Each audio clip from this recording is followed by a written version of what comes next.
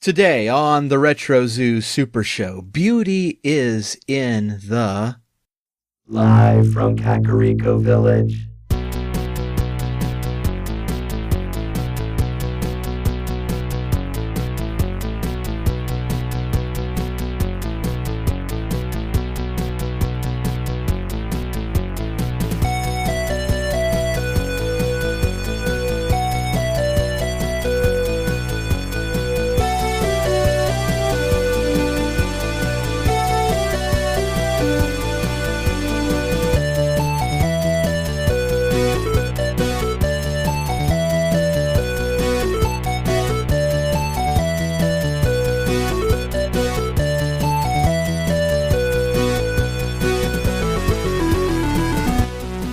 Broadcast throughout the Retroverse.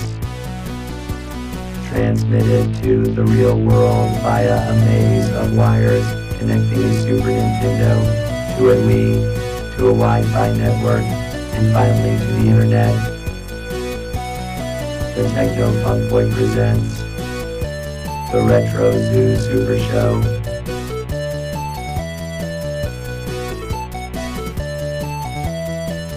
Now here are your hosts, Kai and Steven.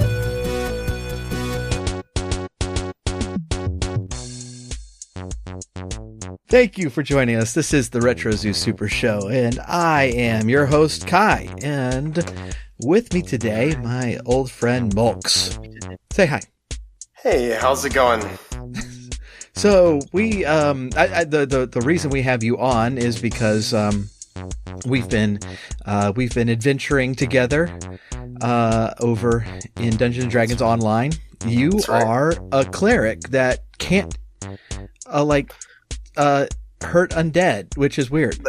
That's right. Yeah, my father wanted me to go to cleric school, and I rebelled against my parents there, I guess, a little bit. I became a dark cleric, so I'm useful against, in a lot of situations, but not against undead, which is where I'm supposed to be useful. Right.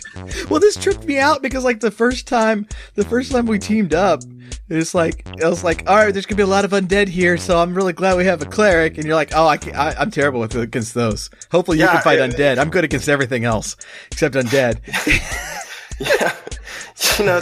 There's really specific. Yeah, no, there was a specific type of cleric sort of subclass that I was interested in, and it wasn't one that was useful in most circumstances, which was unfortunate. I didn't really realize that until later on. Well, I was what kind of honestly what prompted this entire episode, because we're going to talk about the game. Well, okay, if you haven't figured out what the game is yet, I'm not going to tell you right away, because I was hanging out with y'all on Discord while you and Ravenant were running around DDO.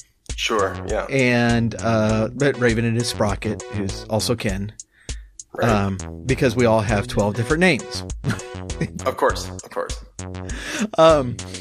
And y'all were adventuring, and I was just hanging out with y'all, and then all of a sudden, I hear stuff being dropped, and one or both of you shrieking, and that was probably me. Yeah. and going something like, "Oh crap," or something like that. Yeah, definitely me. Yeah. And I was like, what? And y'all promptly told me that you would not tell me what happened. You were going to force me to experience it. I remember that. I distinctly remember that. That was absolutely me shrieking in terror. I rounded the corner and I was terrified and very quickly killed. Yeah, no, that was me. Oh, did you actually die? Yeah, I believe I did. I believe I did. Oh man, so yeah, so I went later, and it's and this particular quest, I can't remember what quest it was, but this particular quest is really magnificent, and you do all these things, you know, that you have to unlock all these things to unlock the center lock, and it's just like this very, very, very cinematic moment where they have built this up for a long, long time. And you finally open that door, and it's like in this dark room, but there's like this beam of light down the center of it that's revealing what you just unlocked. And yeah, it's a beholder. I remember that there was that arena. There was an arena in the center and you spend so much time walking around it, and you can't go in. Right, you can't see what's in it. You can't go in, and it unveils. I mean, it's like and it's I think it's the earliest, the lowest level quest in the game, probably, that you can actually get a beholder. Now by this time, we've actually both fought several. I fought 3 of them, and you fought actually a lot more. You're higher level than me. Sure. Yeah. But you, so the way I have fought every single one of them was by staying very far away from it and shooting arrows at it. But apparently you did not. I didn't. I ran in because I was trying to use my turn undead spell. I was trying to get in the middle of all of the wights and the skeletons and ghouls that were in that arena to try to drop some AoE damage. And yeah, I was sort of suddenly confronted with a monster that I hadn't seen before in the game that was dealt kind of incredible damage to me. Yeah. Yeah. So the game that we're going to discuss today, eventually, is Eye of the Beholder, and this game was on like all the systems back in the early 90s. It was it started off on DOS and Amiga, and kind of moved over to Sega CD and SNES. So originally it was 1991. It moved over to those systems in the year 94, and those versions just aren't good. They're just not, and don't. And I actually, this was the first Dungeons and Dragons game I ever played. And I got it on SNES because it was one of those times I was just looking for a role-playing game to play. And so I got this, and it's because you're doing it with a controller instead of a mouse. It's just kind of hard to navigate between the buttons, and it's hard to move as fast as you really need to move. But we're going to kind of get into all of that, and just suffice it to say that my initial impressions of this game were not all that great, but it is just an absolute classic of a game. But I just, being able to face off with these beholders in DDO just really, I renewed my appreciation for them as a villain, as a monster, because it's like, I mean, I have been looking at pictures of beholders and facing off against beholders for 25 years now, and they're still terrifying. Oh yeah, and I think like with the with a mind flayer and with dragons themselves, beholders are like one of the truly iconic D&D monsters.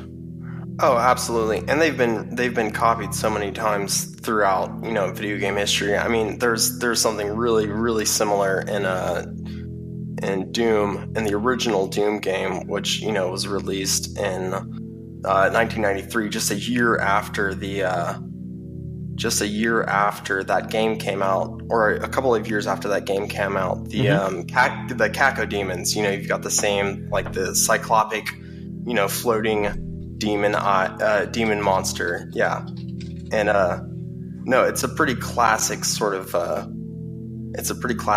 monster, and I definitely think that the Dungeons and Dragons game sort of that was the original platform for that type of monster, and they're absolutely terrifying. Yeah. Yeah. I actually had to look up the Cacodemon And yeah, I mean, yeah. So this, and we'll kind of go into what beholders are like, but it's that same sort of like floating globe with sharp, nasty teeth and a single eye in the middle. But instead of eye stalks on its head, it has horns. But it's right. I mean, it gets the point across. Yeah, it's very similar. Very similar. Yeah. Right, and beholders look like, or at least not as much like the original beholder that we'll discuss in just a minute. But like the beholders look like very much like a Doom type of a creature, or something that's just like really Lovecraftian, that it doesn't actually make any sense, but it's terrifying, and it like just makes you kind of recoil in horror. And it would fit like I mean, if I were running around Doom levels and ran into one of them, I'll be like, yeah, that's what belongs here. That's exactly what we would expect to see around here. Oh, absolutely. And that's one of my favorite things about playing Dungeons and Dragons online is I'm always kind of looking for the scariest monsters that I can find. And that was just such the quest that you were talking about, and I played that with Sprocket. And I remember rounding the corner expecting to drop some AoE spells that I thought that were going to work, and seeing that monster, and it just totally threw me off. I was not expecting to see that. It was, the appearance was so terrifying, and it was really exciting. I remember just getting out of that room as quickly as I could and telling Sprocket, "Oh my goodness, there's a monster in there." Right. No, it was awesome. Just very awesome. Yeah, the one of them that we fought. It was like the third one that I faced in the game, and just we mentioned this in our DDO episode, but this game is just it uses the geography just really wonderfully well, and it uses the geography of these dungeons to reveal things and unveil things in very cinematic ways, and so like if you're watching, things happen in very cool ways. These things are revealed in very cinematic ways, and when you open up doors and reveal like bosses and such, it's done in very cool ways. And this goes back to the one mission that we mentioned early in our DDO episode. It's very early in the game. It's like a 3rd level dungeon, and you're sitting there level 3, and you open a door, and there's a blue dragon, and it's sitting right there. And it's one of those like, oh goodness, I'm in over my head type of a moment. I distinctly recall that. Yeah, it's great. I think you guided me through that moment. Yeah. Yeah. Oh, it's really cool. And so the same thing happens every time I faced a beholder. It's done the same thing. It's unveiled it for me. And so the first 2 we were able to kill from a distance, staying very far away from it. But the third one, it's like I actually paused to get a screenshot of it because we hadn't aggroed it yet, and I wanted to get a screenshot of it to post in Discord because I'm throwing in a lot of screenshots from DDO in Discord, in our Discord channel, and Gizmo, who is Sprocket's dog in the game, just charges the thing. And I'm like, oh no, don't do that. And all of a sudden his beams start going off. And it's like, okay, forget the picture. Dog, get out of there. Gizmo's been on the scent recently. Yeah. He's been charging into situations that I'm not quite sure that I could handle. But yeah, well, I mean, and Gizmo's a tough one. It normally comes out okay. Of course, I think he's stronger than all of us. I think so, actually, yeah. Beholders. So what these look like is they're floating balls of goo. Okay, lightning just struck behind me as I said that. That's really creepy. This is what freaks me out about these things. So they're floating balls of goo, and like I think in 3.5, a D&D 3.5 edition, they were described as 8 feet across, and so this is like a sphere that's 8 feet across. So these things are massive, and then on top of its head, like strands of hair, are these eye stalks that can move independently, and there's an eye on the end of every one of them. And each eye shoots things at you. Essentially, is what's going on there. And so, I mean, anytime that you're in a place where you're facing off with this thing, these things are much bigger than you are. They can attack many, many, many times, and can do very, very nasty things to you.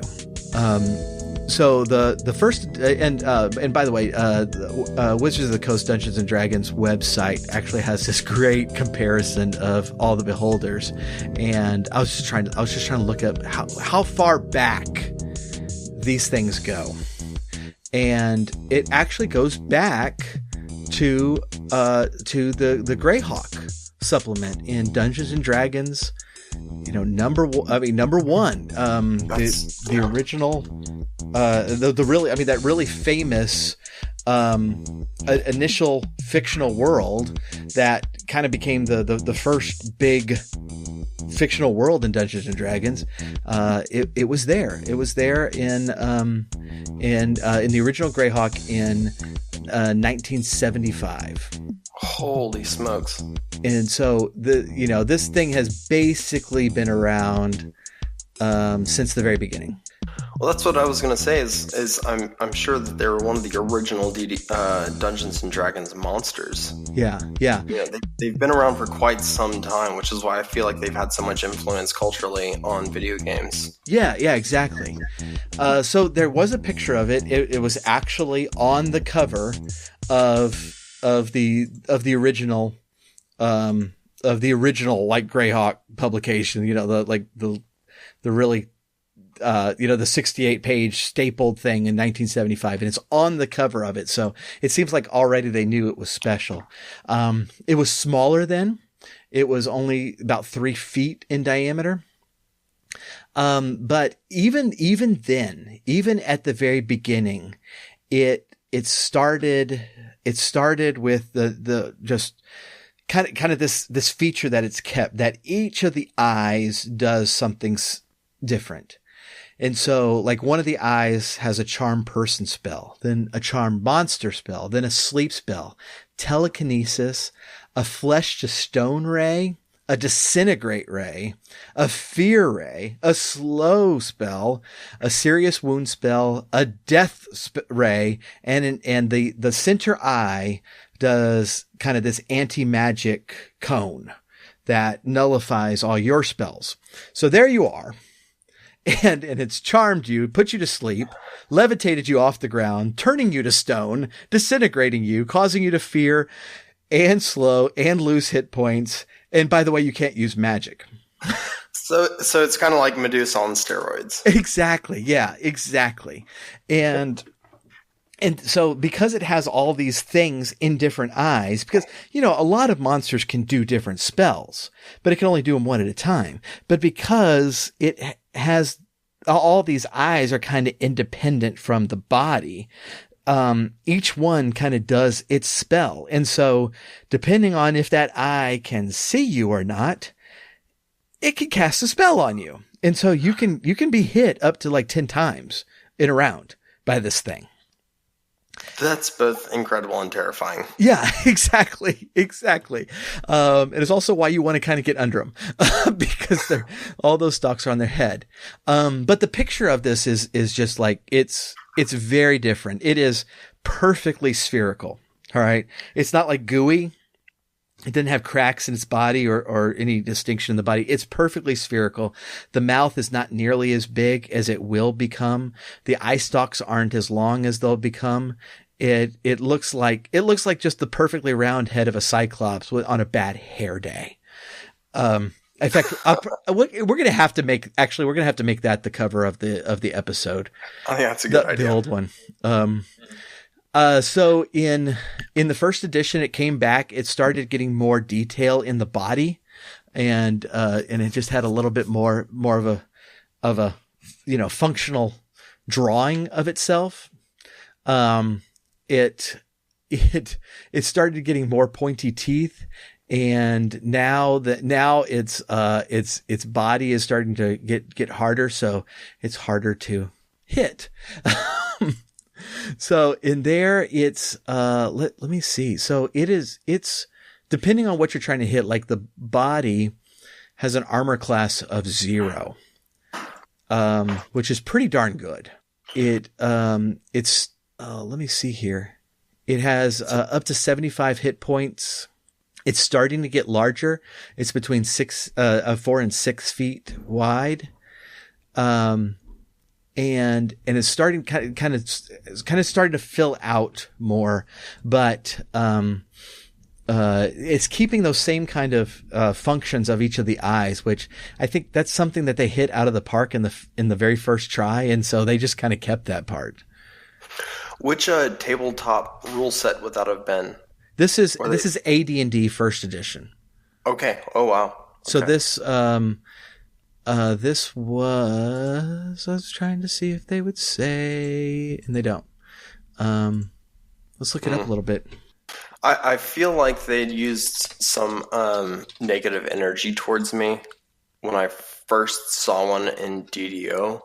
I feel like I remember seeing a negative energy spell cast in my direction. I wonder. I gotta look. So yeah, AD&D was released between 77 and 79. And so it would have appeared in that range. So yeah, this is where we're starting to get some background to these guys, that they're hateful, aggressive. They will aggro immediately upon seeing somebody. Right. But they're very, very intelligent. And so if they realize that they are outgunned, they will understand you and they will negotiate.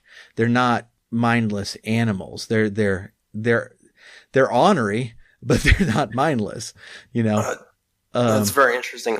What's their sort of alignment? I mean, it must be like, Yeah, so they're typically typically either lawful evil, or some of them are neutral evil, but they're typically lawful. And as we like learn more about beholders, they're they think very highly of themselves. They think very highly of themselves. In fact, they believe that they should be in charge, and they're very much loners. And so they use their disintegration ray to build themselves very deep caverns. But they're basically just hanging around, and they think that they should be in charge. And they're kind of wondering why no one is putting them in charge of everything. And so they won't, if somebody comes in, and that's why they're lawful, they're very much in favor of society. They just think they should be king of it, Sure. And, yeah.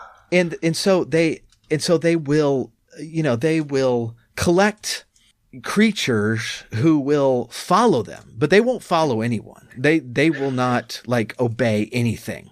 So they're not constructs. I mean, they must be where do they come from? Why are you asking me questions? I do not know. They come. Well, I mean, I'm curious because I was terrified. I've been terrified by them on many occasions. Let's move forward and see if we get some more background. Sure. So in second edition, we actually get a variety of beholder kin, and if you thought you would have nightmares before, well, I've already got those. But yeah. Oh my goodness, let's check this out. This is a picture. I'm throwing this in Discord for those listening. Of course, you can't see this, but you need to be joining our Discord. These are all the beholder kin. Check out the third one. Absolutely, join the Discord. There's so much good information on there. So this third one in line is called Eye of the Deep, and it has these crab claws. It's a beholder with claws. Yeah, that's unnerving. Yeah, the last one is actually undead. Okay, so I would heal it with my rebellious cleric spells. Yeah. We all know that you're terrible with undead. that's just a thing that happened. Right. Oh gosh. So yeah, this, I was trying to see if they started giving it stats quite yet, and it doesn't look like they do. But yeah, these things are still extremely tough. So the one on the far left in that image is the original. Right. It's the normal beholder. Right. So,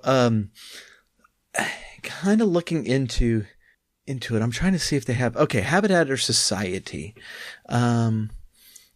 They're xenophobic. They're intolerant. Right.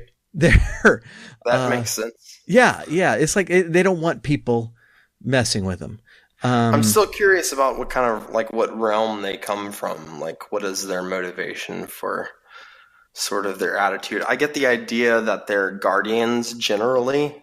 Yeah, that's an interesting observation that I get. Mm-hmm. Is that they're, because I've seen, it's funny because even the television show Futurama had a beholder in it when they were going through the central bureaucracy. They're going through like the government entity, and it's really funny. It's a very obscure reference in this show, but there's a beholder in there, and that they sneak past. Nice. And I know that it was absolutely intentional, but it makes me still wonder about sort of what is the motivation of these creatures. Yeah. Like, where do they come from? Why are they doing what they're doing? Because they're obviously watchers. Yeah. By the way, the eye stalks will grow back if you cut one off. I believe that. It does take time. It won't happen right away. Oh, okay. They're like starfish.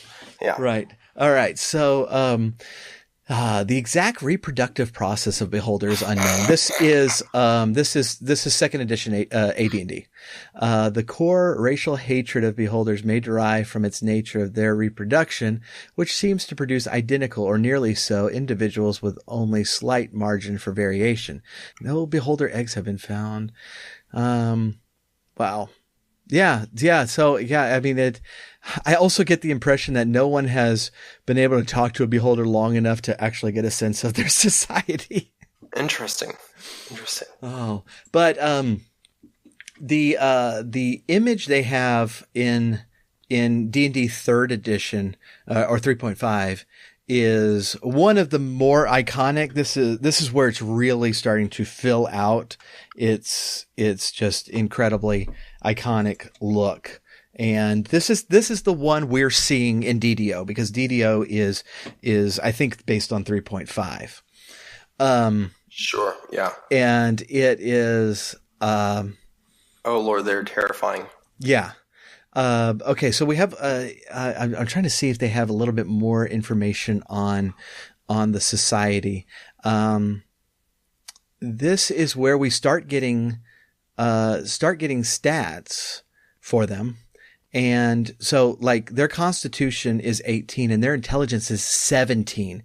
Their wisdom is 15, charisma 15, dexterity 14, and strength 10. So they're they rely on the magic of their eyes a lot, but you can see, these aren't mindless monsters. They have an intelligence of 17, meaning they're probably smarter than every single person in your party, except maybe the wizard. Well, they're absolutely smarter than me because I'm an orc. That's not so much a stretch. I do know that they take negative energy damage, which I did find interesting. A lot of creatures don't. But I was able to hit them for quite a lot of hit points with negative energy.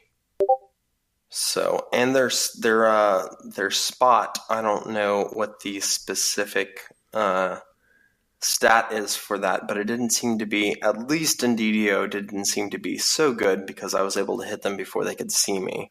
Yeah, and I was able to do that as well, which seems weird, honestly. It does, considering that the creature, like, it's mostly an eye. Yeah. So like in 3.5, their spot skill is a plus 22. That's a lot. Which is horrifying. Yeah. Their listen is a plus 18, which means even if you're behind the wall, they probably already know you're there. Their search is a plus 21. Holy smokes. And so, if they're very difficult to hide from, in other words. And they probably know you're there before you know they are there.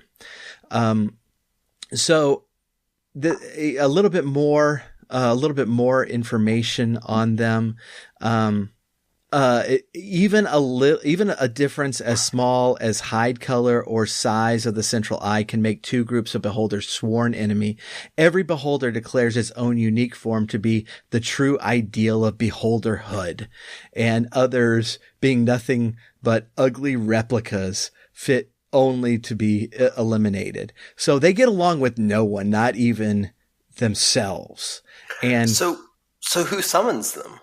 I mean, I'm still curious about why they're guarding the things that they're guarding.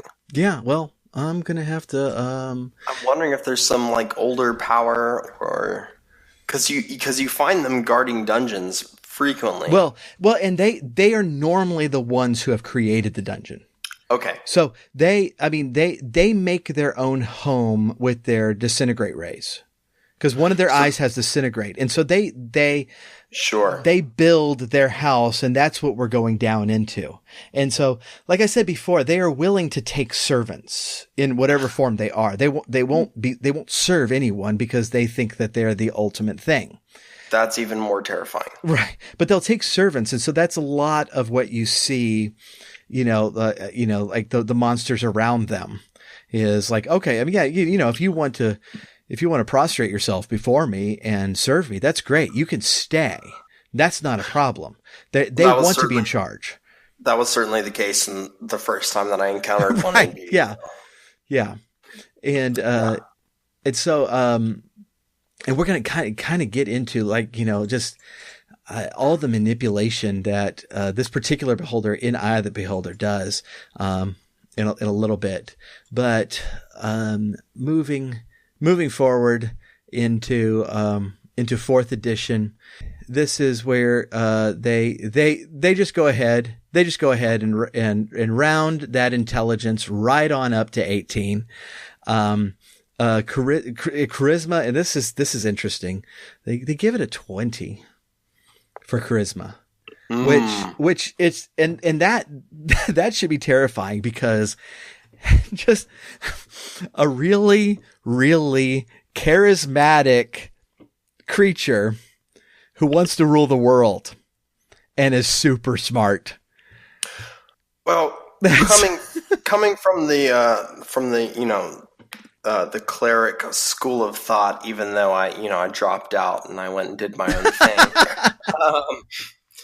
That is a particularly terrifying stat, because that has a massive influence on how they're able to influence the undead. That high charisma stat gives them a significant ability to influence undead beings, which is largely what we ran into again in the quest that you're talking about, that you were previously mentioning in DDO, where the entire dungeon was populated with undead, and that's a very, very significant stat to be able to perform those kinds of skills. That's very scary. Yeah, exactly.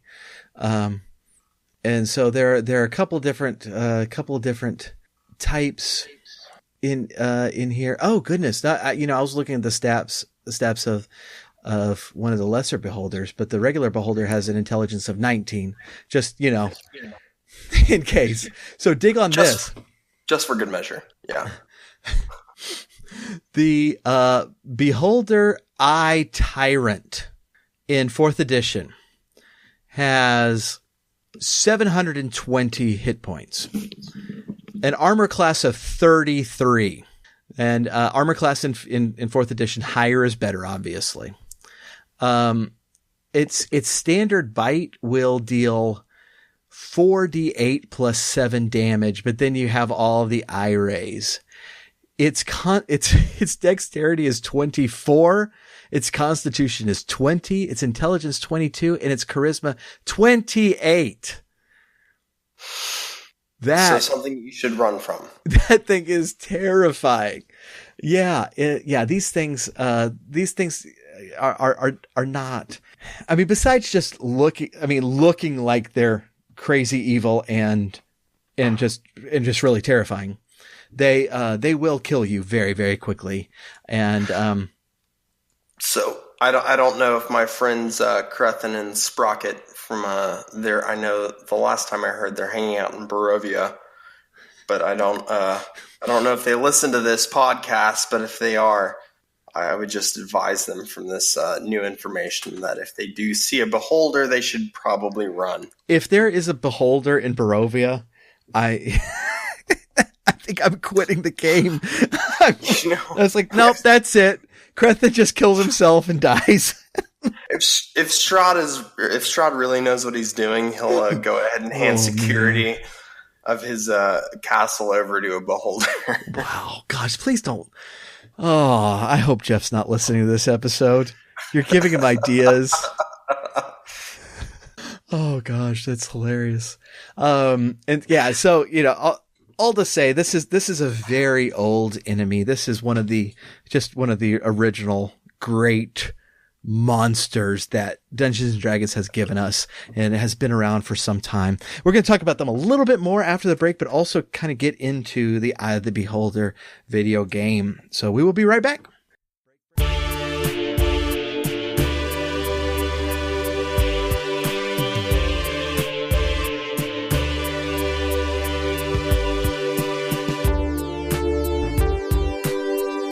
Hey, it's Kai here. We recently finished our latest EP, Quest of the Dragon Warrior. It's an electronic tribute to Dragon Warrior and the amazing music that game gave us. We're really excited about how this music came out, and we want you to have it for free. If you go to technofunkboy.com/Dragon Warrior and sign up for our weekly newsletter, you'll get the songs to download and keep for free forever. That's technofunkboy.com/Dragon Warrior, or check the show notes for a link.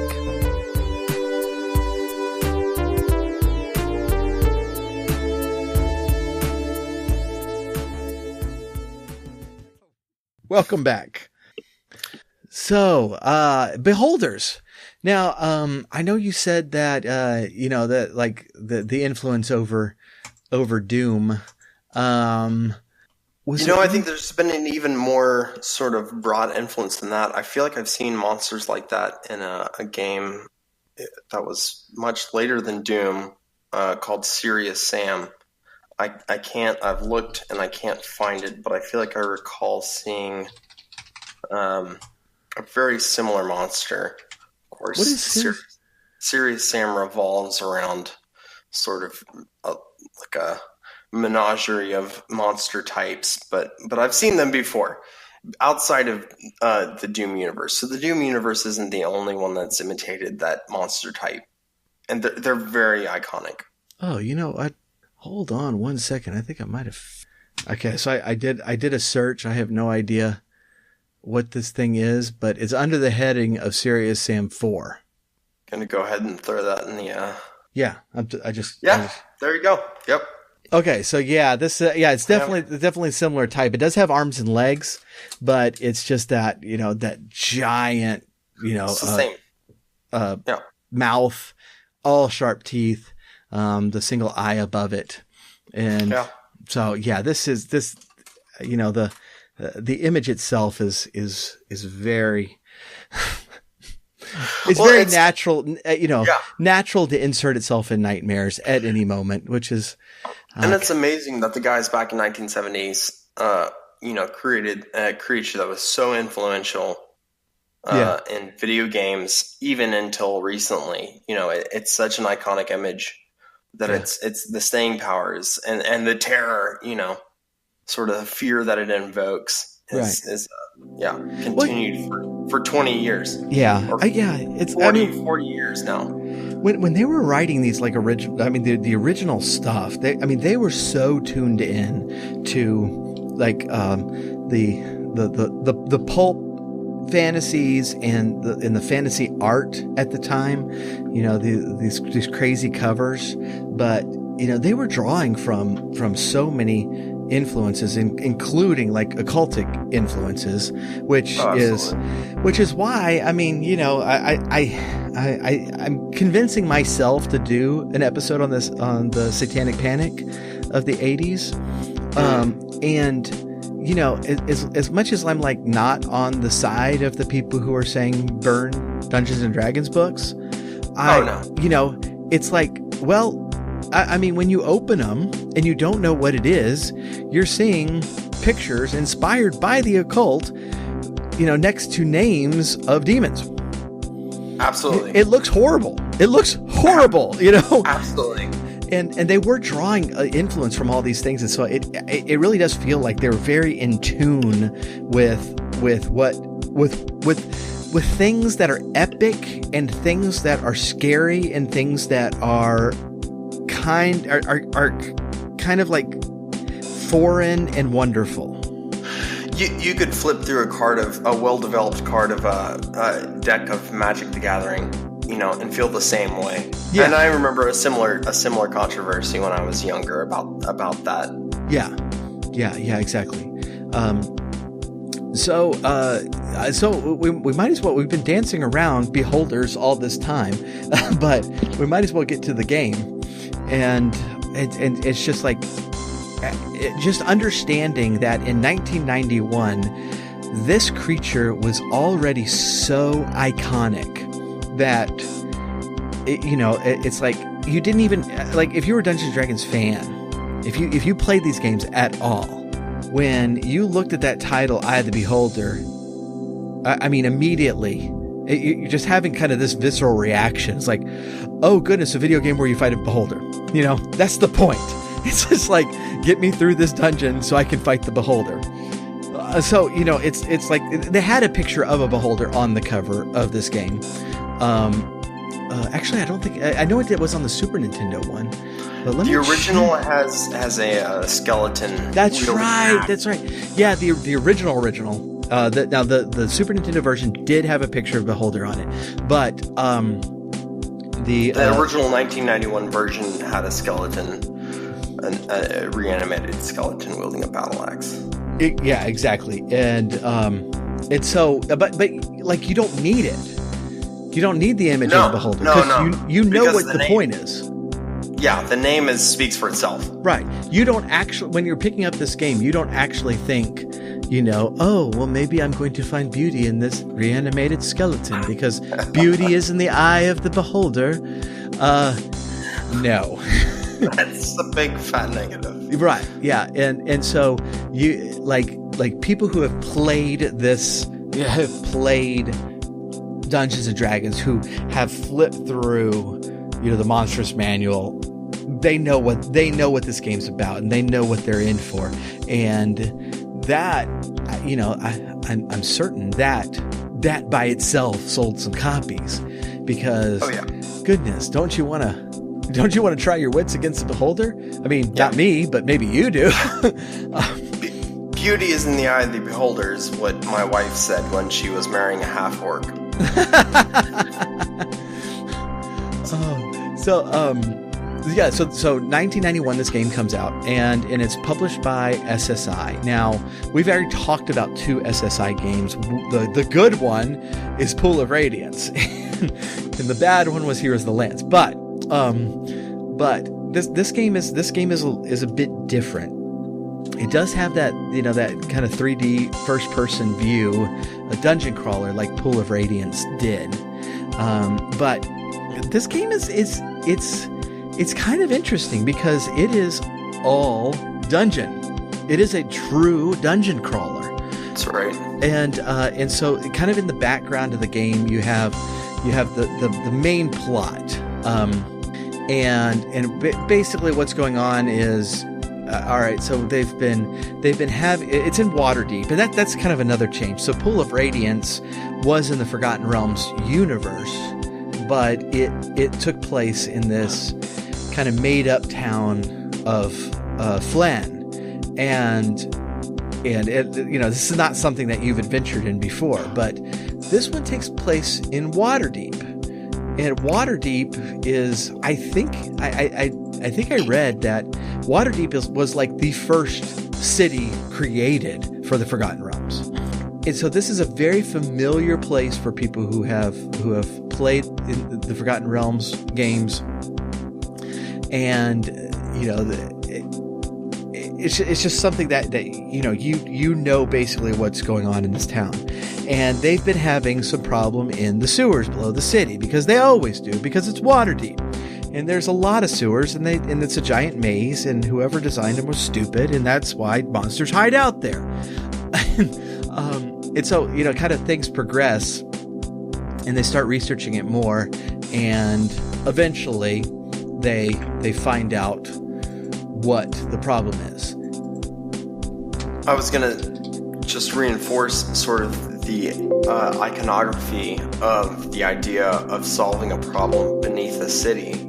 It was less than 5 years later, 1997, or 1996, I'm sorry, when Diablo came out, where the original Diablo, the entirety of the dungeon took place in the you know, sort of bowels of the cathedral in Tristram. Right, yeah, and that's another place where they was like, quit making basements, quit it, just cut it out. It's so iconic. The idea of here's an area and there's a problem deep. You know, there's a deep problem underneath, and that you have to go and solve it. And that was only 5 years later. That's just absolutely, or even 4 years later, if it was 1996.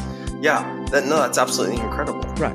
Well, and this was kind of influence. Right, and this was a very typical Dungeons and Dragons thing, where it's like, hey, there's a monster in this cave, go kill it.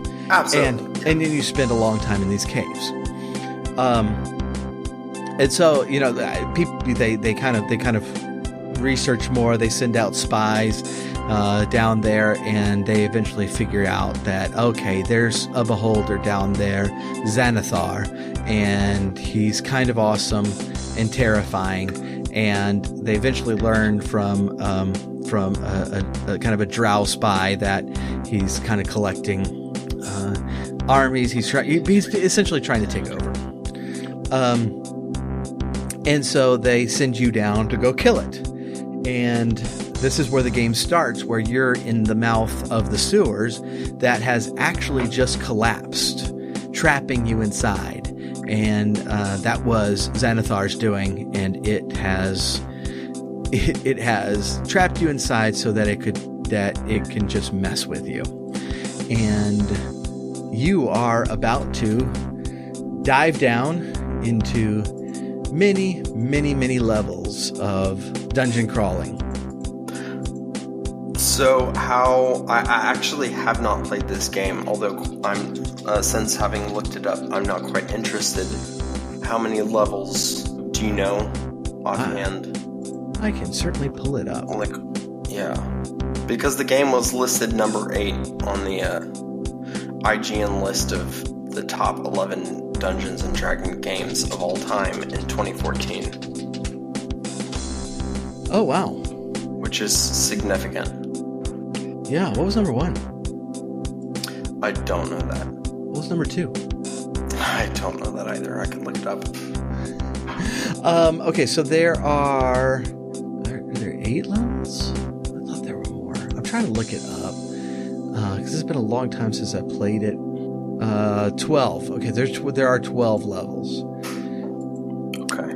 And so there it starts out as this first person, and it is a maze, and there is something on level 1 that is going to jack you up progress wise, where you go into this room, and it's a certain pattern of a room, and the kind of it, like each side of the room mirrors itself. And you're trying to kind of walk through it, and then you get to the other end, and you realize, wait a minute, I'm still inside the room. And you turn around, and you walk back, and you're still inside the room. And you just kind of keep doing it, and you're trapped in this room, and you cannot figure it out. And I got very lost in that room. Very, very lost. And what's happening is that there's a teleporter square, And when you're hitting it, it's turning you around and moving you to the other side of the room. But the room is a mirror image of itself. So you don't even realize it unless you're looking at the compass and see it move from east to west.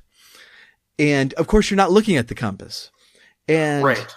and so it's like that. That's in level 1. And that has ruined people's runs of this game. Like, I could see that. I was ready to give up on this stupid thing because of that room. I could see that ruining people's initial interest in the game. Well, yeah. And that's one of the things that's like, it immediately throws you into a certain level of difficulty. And Right. just to prove that it's really not messing around. Now, I was mapping out level 1 on the Super Nintendo version, which you move a lot slower and which is really a problem because, it's a real-time battle system and it's not turn-based like in Dungeons and Dragons. And so, when you hit an enemy, you really should be moving so that when it's trying to hit you back, it can't, which is not intuitive for the D&D player because if you hit an enemy and you back up in D&D, they get an attack of opportunity. Well, not so in this game. You want to move out of their way after you hit it. And so when you're on a Super Nintendo, it doesn't work that fast and you start taking damage really quickly and it's a lot slower. And so you start running out of rations very quickly. And I was getting so frustrated with this game. And finally used some Game Genie codes to get through it more. Oh, man.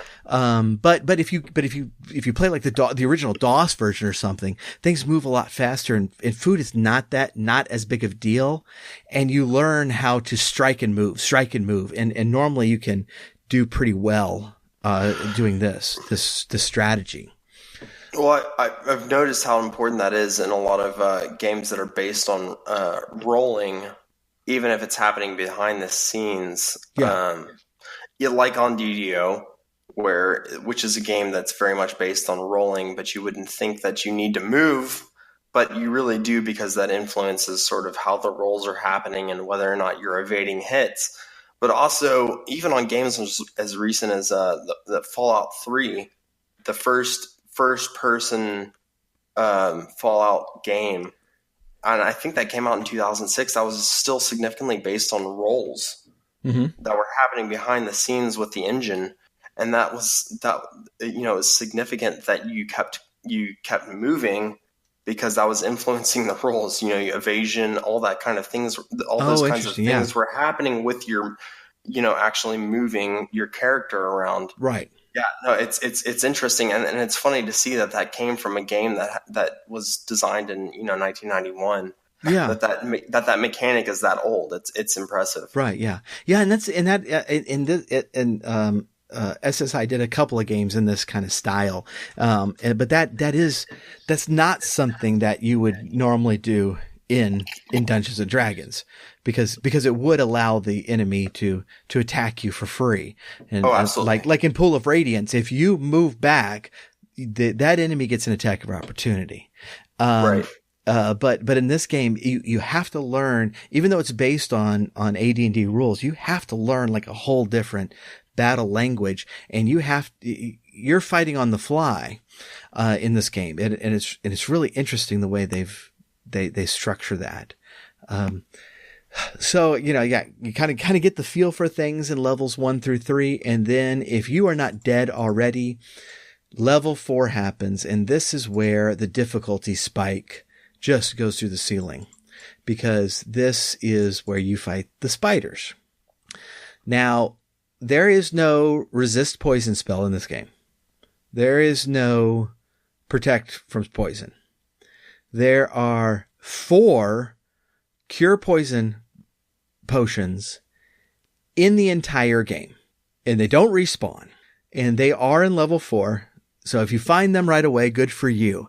But if you have not learned how to strike and move yet, or if you have not learned how to attack from a distance with your archers or to throw rocks at things, because you do get a lot of rocks in the game and you can totally chuck them at people. It's kind of great. If you haven't learned that by now, the spiders will poison you. And if you are poisoned, you're dead.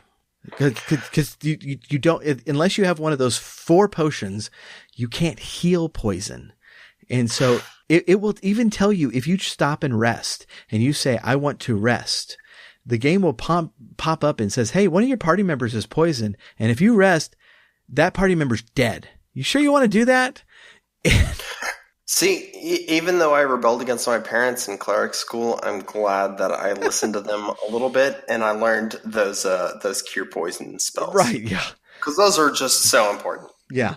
Yeah. This is the point in the game where you already have to have a certain level of mastery over the mechanics of the game. And even then, there's a little bit of a just kind of luck of the draw element to it. That's kind of baloney that you probably need to start save scumming your way through here, because if you suddenly get yourself surrounded by spiders and they poison a couple members of your party, your game is over. It's just over. You can't come back from that.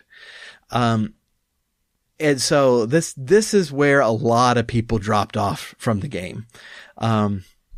It's a very cool level. It's a very cool level because there's a lot of webs, and they do this in DDO too, where there's a lot of webs that just cover the passageway that you have to cut your way through. And the spiders look like just massive Black Widow spiders. Oh, they're terrifying. Like 9 feet, or 6 feet across, kind of Black Widow spiders. And they're freaky. They're just well animated, well designed, and they are terrifying.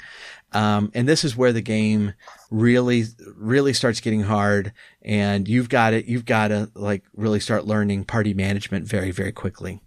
It's also around here where you can get your first NPC. You start the game with 4 players. Again, you pick their race and you're in the class, and just like in Dungeons and Dragons, and you roll for stats. But you can pick up a couple of NPCs on the way, and fill out your party to 6. And so that's kind of a cool aspect of it. One of the problems is the corridors of the sewers are so narrow that only the 2 people in front can engage in melee combat. And so everybody in the back you need to have with some stones or magic or bows or slings or something, so that otherwise they won't be able to attack in a normal battle. But you keep going down, you eventually run into a little subterranean town of dwarves, which is really, really cool. And then you keep going and you eventually hit the drow. And so, if you weren't just completely scared off by the spiders, now you're fighting drow, which is always fun. Yeah, scary. Yeah. I have to say something else that really struck me, and I hate to keep throwing it back on a sort of game design elements, but something that really struck me when I was looking at how the gameplay worked was there were 2 other significant influences to more recent games that really stood out to me. One was Castle Wolfenstein, which came out in 93. That sort of instead of having the static turn-by-turn movement through the dungeon, Castle Wolfenstein, which again was just 1 year later, obviously built off of the movement through this type of underground, this, like underground area. And something else that really stood out to me was another game that came out, I think, about 6 years later, which I was looking at the character inventories, and Diablo, again, which I think was 1996. This game was 1991 on DOS.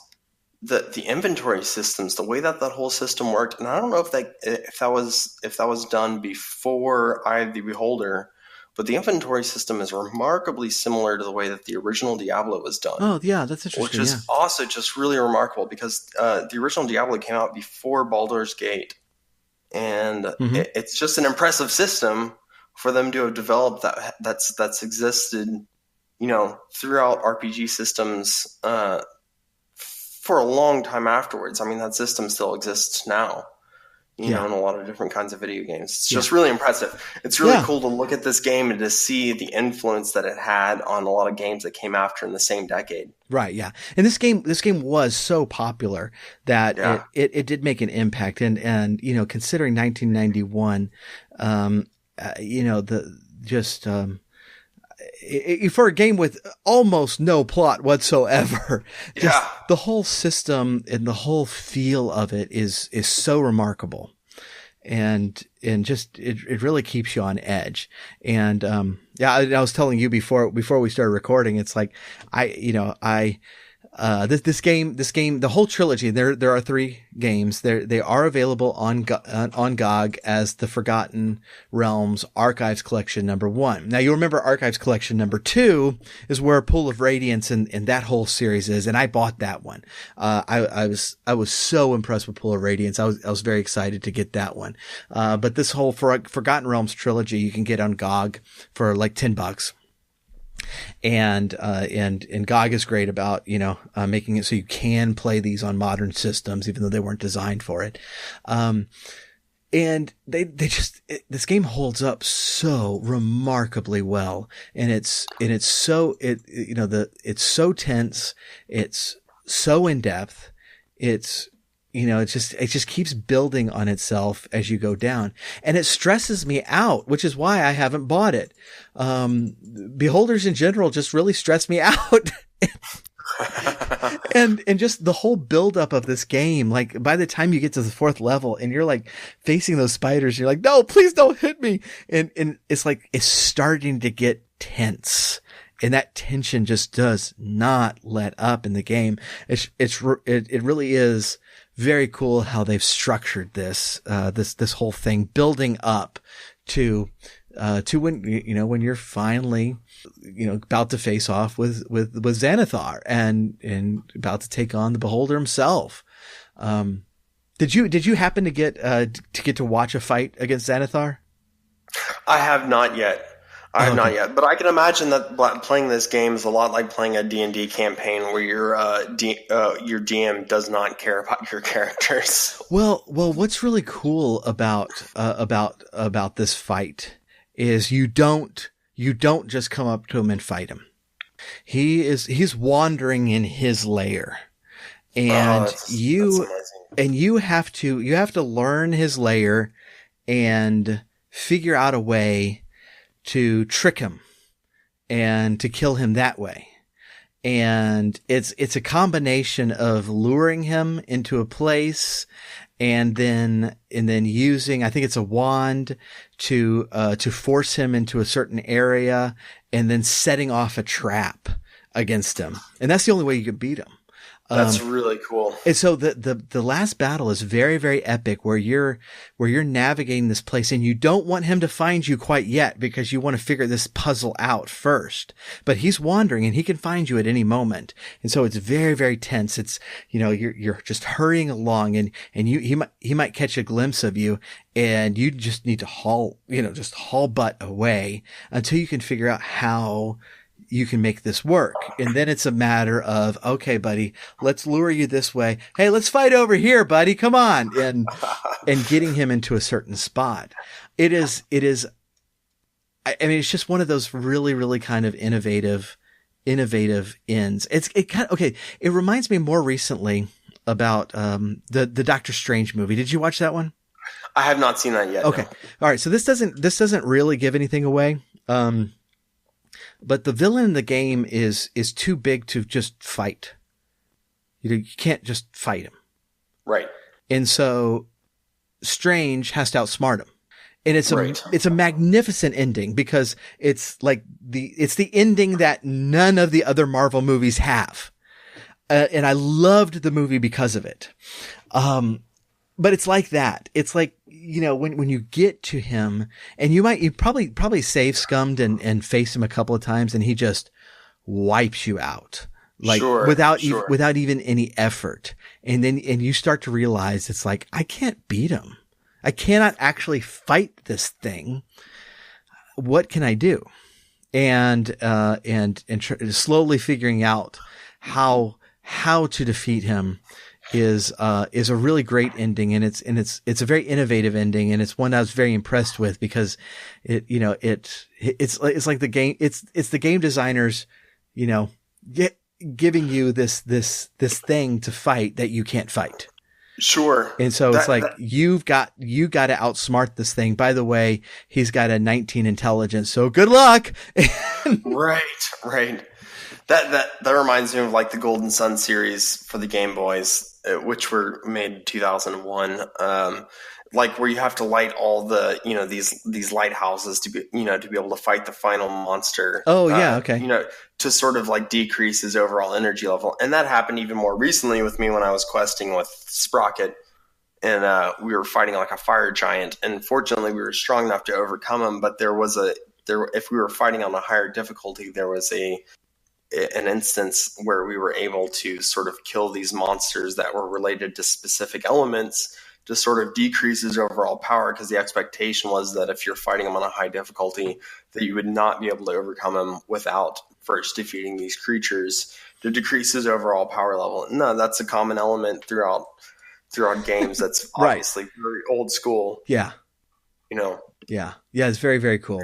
It's awesome. Yeah, that actually reminds me. It's like we're doing a thing for Dice and Dreary right now that and the time is running out. So when you listen to this, get on Twitter and follow at Crethan D. Crethan Demethier is on Twitter now, and for every follower he gets, Strahd in game permanently loses 1 hit point, and so it's incredible. And it's like anytime I'm driving long distance, through Eberron, to get to a different realm or to get to a different house, I'm always listening to Dice and Jury. It's really fantastic. Nice. Well, if we get enough followers, then Strahd might just keel over from a heart attack or something, and the game will be over. So that would be save Barovia, follow Creth. By the way, Jeff has not endorsed this whatsoever. I made this up. Imagine so. I made this up, and I'm just telling people it's true. It's fantastic, yeah. Oh, but yeah. So DDO, and I haven't been in here in Barovia in DDO yet because I'm not high enough level. But you've been there and you've died there. I have. I've died there more than once, and it's funny because you can actually get there below level 10. Oh, can you? Okay. You can, but I don't want to be. I don't necessarily recommend it because you said before you and before Crethan and Sprocket, I'm sorry, went into the death house, I was there, and I was slaughtered horribly by the denizens that lived therein. Yeah. So, well, and it wasn't even necessarily because of my weakness against the undead. And we probably should have been. So you should have been there. Well, so yeah, it's and like you sent in another reason to get on our Discord page. And so check out the Discord link in our show notes. If you haven't joined our Discord page, we're having so much fun there. But you sent us screenshots of both Ismark and Irina. I did. I saw them in person. I took out my magical camera. Ismark still angers me. And he looked very angsty in the photograph that I took of him. He refused to smile for the photo. Gosh, I hate that guy. Oh. And he had brought his father's casket into the bar. I don't know what he was thinking. At least he kept it in the in the house in Jason Dreary. Goodness. Right. Wow. What a jerk. It was a little bit of a downer when I was trying to enjoy my beer. Yeah. I was, you know what? Never mind. What? He told me for me to get that body out of there that I needed to kill a vampire, and I just I told him that I wasn't having any of it. So we've reached the point, and I was like, it's funny because we are of course ahead in recording, and I had forgotten why I hate Ismark as much as I do. Yeah. It's just become so much part of Crethin's character to hate Ismark. And then we got to the episode where we met Ismark. And he was making me angry again. Like when I was listening to the episode, I was like, "Oh, Ismark, you're the worst. What? Come on." And I was like, "Oh, that's why I hate him." I really couldn't blame Crethin when you guys got into the chapel. I just, I was feeling the same way. Yeah. Oh man. And it's like, we just released the episode, after that. And like, I was like only beginning to grudgingly respect Irina by the end of the episode in the town of Barovia. But now, that's because of how many creatures she killed, right? Well, yeah, she's very competent in battle, and that's why she started getting Crethin's respect. But like, in the next episode, Crethin likes her much more, and it's like, oh, good, back to what I'm now used to is liking Irina and hating Ismark with a violent passion. Not being so much of a Grumpelstiltskin toward Irina. Yeah. Both Crethin and Sprocket were so angry in that episode. It was hilarious. No, I definitely got that sense. I as a half orc, I probably would have ripped off his arms and legs. But... Oh my gosh, he was making me so mad. Oh, but yeah, that's on Dice and Dreary, and so yeah, I think I'm hoping that next week we have some special guests as well, and I really am kind of considering. So if y'all have an opinion on whether we should kind of tackle the Satanic Panic, then hit me up on Discord, on Twitter, or wherever, and check that out. That would be an exciting conversation. Yeah. And, I think it'd be a fun episode. We're drifting more and more away from actual video games. Today we tackled a video game, but a lot of times we're not, but just kind of hitting what's influencing the games, at the time. And that definitely was an influence on the games. And, so I think that'd be fun one to do. So hopefully that in coming weeks, but we really do appreciate, y'all joining us and Mulks for coming on. Really do appreciate it. Try not to run into, charge at beholders anymore. Shoot from a distance. It's much better. I will wait for Sprocket and Crethin to come help me in the future. So, and I apologize for my connection. I don't know. I'm streaming from a tavern in Jurasco, in Eberron. So I don't know how good my connection was. It just, their Wi-Fi's a little spotty. No, it's been fine. It's come through okay. Don't ever apologize for audio quality, because then people start noticing. So thanks for that. Okay. Yeah, sorry about that. Yeah. But yeah, thank y'all for joining us. We will catch you next week, and that will do it.